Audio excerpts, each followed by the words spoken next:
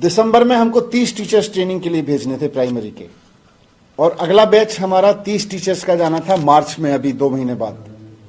लेकिन दिसंबर के teacher training के बैच की फाइल हमने अक्टूबर में एलजी साहब के पास भेजी। तो पहले तो एलजी साहब ने उस पे फाइल को घुमाने के चक्कर में और डिले करने के चक्कर में कि हो ही ना, उस पे लिख के भेजा कि भाई ये जो यूनिवर्सिटी है जिससे आप ट्रेनिंग करा रहे हो फिनलैंड की, इसके पास एक्सपीरियंस है कि नहीं है। यूनिवर्सिटी की एक संस्था वहां ट्रेनिंग कराती है, यूनिवर्सिटी की ही अपनी संस्था है, उसके पास टीचर ट्रेनिंग का एक्सपीरियंस है कि नहीं है, और डीओपीटी की गाइडलाइन फॉलो हो रही है कि नहीं हो रही है। अरे 1000 टीचर्स को भेज चुके हैं विदेशों में, डीओपीटी की गाइडलाइन फॉलो करके ही भेज रहे हैं। तो वो फाइल ये कह के वापस भेज दी। जब उसका जवाब दे के वापस भेजा एलजी साहब के पास, तो अब एलजी साहब ने लिखा कि इसका कॉस्ट बेनिफिट एनालिसिस करवा लो और देश में देखो कि कहीं देश में भी इतनी क्वालिटी की ट्रेनिंग क्यों नहीं हो सकती है, देश में ही करा लो इसकी, इस तरह की ट्रेनिंग भारत के अंदर ही करा लो।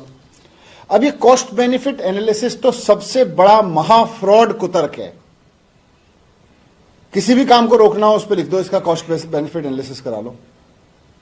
आज एलजी साहब बैठ के अपने दफ्तर में इतने षड्यंत्र रचते हैं रोज, एलजी के दफ्तर का कॉस्ट बेनिफिट एनालिसिस करा लो, आज ही एलजी दफ्तर बंद करना पड़ेगा। आप प्रधानमंत्री जी पूरे देश में दुनिया में घूमते हैं, आप उनकी यात्राओं का कॉस्ट बेनिफिट एनालिसिस करा के देख लो क्या होगा कॉस्ट बेनिफिट एनालिसिस।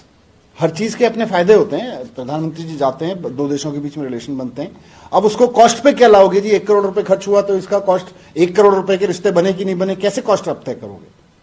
99% से ज्यादा रिजल्ट हो गए हमारे बच्चे। अब 500 बच्चे जेई में चले गए हर साल, 500 बच्चे नीट क्वालिफाई कर रहे हैं बिना कोचिंग के हर साल। प्राइवेट स्कूलों के पेरेंट्स अपने बच्चों को निकाल के गवर्नमेंट स्कूलों में ला रहे हैं।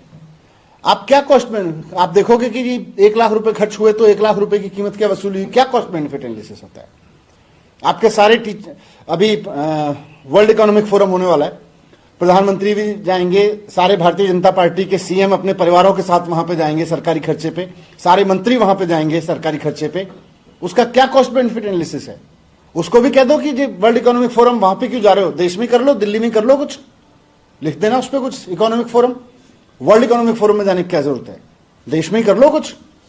तो अगर आपको दुनिया के साथ चलना है, आज अपने आप को विश्व स्तरीय हमें शिक्षा देनी है अपने बच्चों को, तो अपने टीचर्स को बताना पड़ेगा कि विश्व में हो क्या रहा है, विश्व स्तरीय ट्रेनिंग दिलानी पड़ेगी। ये बीजेपी को समझ में नहीं आता क्योंकि इनका पढ़ाई लिखाई से कोई लेना देना नहीं है, लेकिन जो सरकार कर रही है उसको क्यों रोक रहे हो आप।